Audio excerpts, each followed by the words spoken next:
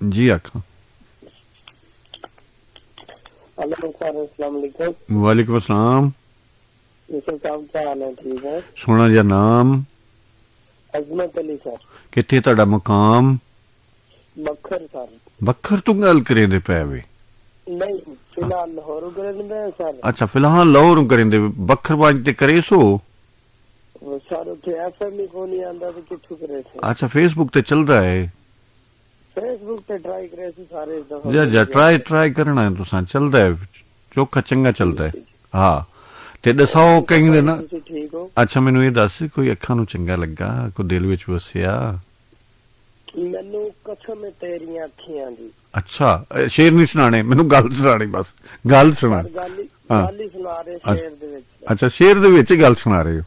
मैनू कसम है तेरियां अखियां दी, ते तू ढेर प्यारा कोई नहीं। अच्छा रब रखे महफूज विछोड़िया तू, एक मिनट गुजारा कोई नहीं। हाँ एक तै दिल विच घर कीता है, दूजा मुल्क गवारा कोई नहीं। अच्छा वो कौन है जी? वो कौन है जी? वो कौन है? मेरा प्यार है यूसुफ भाई, मेरी मोहब्बत। वाह, मतलब ਤੁਹਾਡੇ ਨਾਲ ਹੈ कि ਉਹਦੀ ਚਾਹ ਵਿੱਚੋਂ? नहीं नहीं यूसुफ साहब, उन्होंने शादी नहीं हुई, मेरी शादी होगी, मेरे 2 बच्चे ने। मेरी नजर यूसुफ भाई जेड़ा हासिल हो जाए ना उन्हें इश्क नहीं किया जाता, इश्क दी लज्जत खत्म हो जाती। हाय तेरी खैर होवे। अच्छा जी। ते ਇਹ ਵਿਚਾਰੀ ਜੀ ਤੋਂ ਇਹ मतलब फर्ज निभाए ने 2 बाल जिथे जम्मे ने?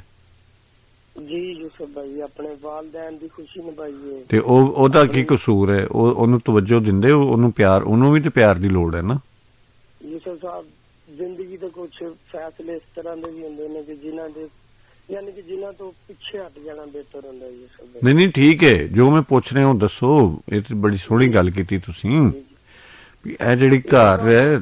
ਮੈਂ ਬਿਲਕੁਲ ਇਹ ਗੱਲ ਨਹੀਂ ਕਿ ਉਹਨਾਂ ਨੂੰ ਬਿਲਕੁਲ ਛੱਡ ਦਿੱਤਾ ਨਹੀਂ ਉਹ ਤੇ ਪਤਾ ਲੱਗਣ ਡਿਆ ਤੁਸੀਂ 2 ਬਾਲ ਮਾਸ਼ਾਅੱਲਾ ਜੰਮੇ ਨੇ, ਸੁੱਟਿਆ ਛੱਡਿਆ ਕਿਵੇਂ ਤੁਸੀਂ ਇਹ ਵੇਖ ਕੇ ਦੇਖੋ ਉਹਨਾਂ ਨੂੰ ਅਗਰ ਪਤਾ ਲੱਗੇ।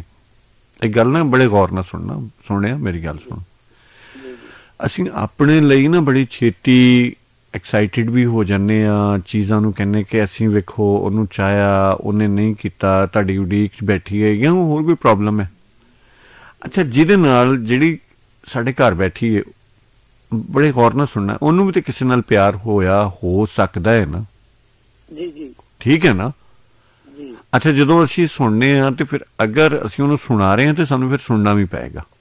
ਜੀ ਕੀ ਕਹਿੰਦੇ ਹੋ? ਜੀ ਜਦੋਂ ਅਸੀਂ ਮੁਹੱਬਤ ਦੀ ਗੱਲ ਕਰਨੇ ਆ ਤੇ ਮੁਹੱਬਤ ਵਿੱਚ ਤੇ ਫਿਰ ਕੋਈ ਛੋਟਾ ਕੋਈ ਵੱਡਾ, ਕੋਈ ਊਂਚ ਕੋਈ ਨੀਚ ਨਹੀਂ ਨਾ। यूसुफ भाई मेरी शादी हुई, मेरे यानी कि जिस नाल मेरी मोहब्बत सी ना, मैं ਉਹਨੂੰ ਦੱਸ ਕੇ ਉਹਨੂੰ ਪੁੱਛ ਕੇ ਸ਼ਾਦੀ ਕੀਤੀ ਗਈ ਉਹਦੀ ਇਜਾਜ਼ਤ ਨਾਲ। ਫਿਰ ਜਿਹੜੀ ਮੇਰੀ ਵਾਈਫ ਹੈ, ਸਭ ਤੋਂ ਪਹਿਲੇ ਗੱਲ ਸ਼ਾਦੀ ਤੋਂ ਵੀ ਪਹਿਲੇ ਮੈਂ ਉਹਨੂੰ ਇਹ ਗੱਲ ਡਿਸਕਸ ਕੀਤੀ ਕਿ ਇਸ ਤਰ੍ਹਾਂ ਮੇਰੀ ਕਿਸੇ ਨਾਲ ਰਿਲੇਸ਼ਨਸ਼ਿਪ ਹੈ ਜਾਂ ਮੇਰਾ ਮਤਲਬ ਉਹਦੇ ਤੋਂ ਬਗੈਰ ਗੁਜ਼ਾਰਾ ਨਹੀਂ ਤੇ ਮੇਰਾ ਤੇਰੇ ਨਾਲ ਵੀ ਵਾਅਦਾ ਹੈ ਕਿ ਮੈਂ ਤੈਨੂੰ ਧੋਖਾ ਨਹੀਂ ਦਿਆਂਗਾ, ਤੈਨੂੰ ਛੱਡਾਂਗਾ। ਮੇਰਾ ਇਸ਼ਕ ਸੀ यूसुफ भाई, ਉਹ यानी कि को होंदी ना इंसान दी, वो चीज़ां नहीं सी है मेरे।